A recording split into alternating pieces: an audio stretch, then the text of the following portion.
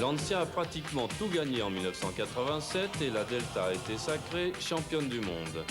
Pourtant, l'étroitesse de ses passages de roue limitait la largeur de ses jantes et le mauvais refroidissement de l'échangeur limitait la puissance de son moteur.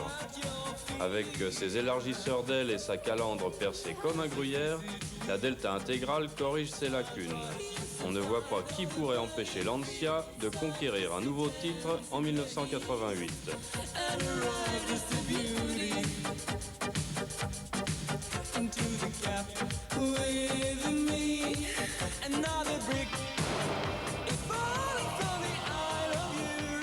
Quatre cylindres, 1995 cm3, deux arbres à cam en tête, un turbocompresseur plus gros, un échangeur air-air très bien refroidi, certainement beaucoup plus de 300 chevaux en course, vous en aurez quand même 185 sous le pied.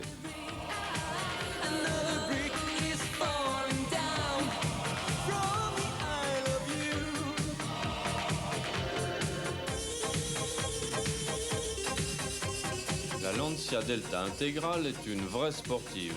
Elle dispose d'un tableau de bord lisible et très complet.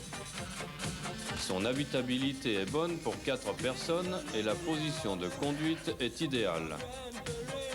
La capacité du coffre est limitée et la roue de secours n'est là que pour rejoindre la première station-service.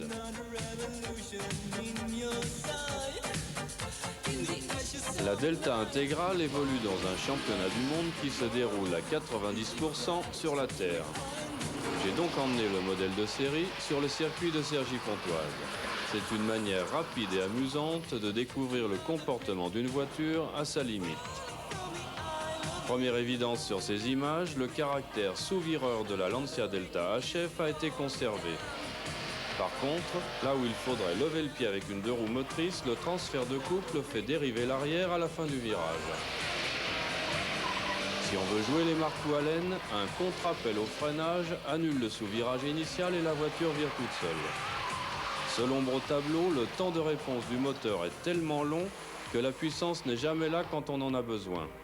Une solution, freiner du pied gauche et laisser l'accélérateur à fond. Mais là, vous entrez dans le cours moyen deuxième année, c'est peut-être pour plus tard.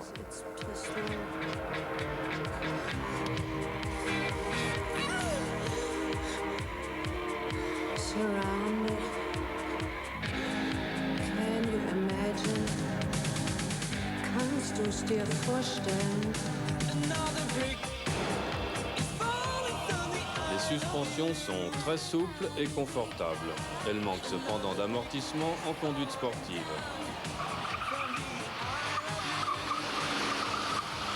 Mais n'oubliez pas que vous pouvez aussi conduire la Lancia Delta intégrale sur la route. Son freinage est maintenant à la hauteur de ses performances.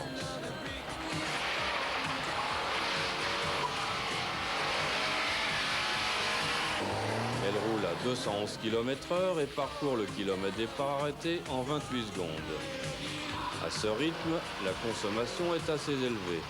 Mais pour quelques 150 000 francs, n'hésitez pas, c'est une affaire.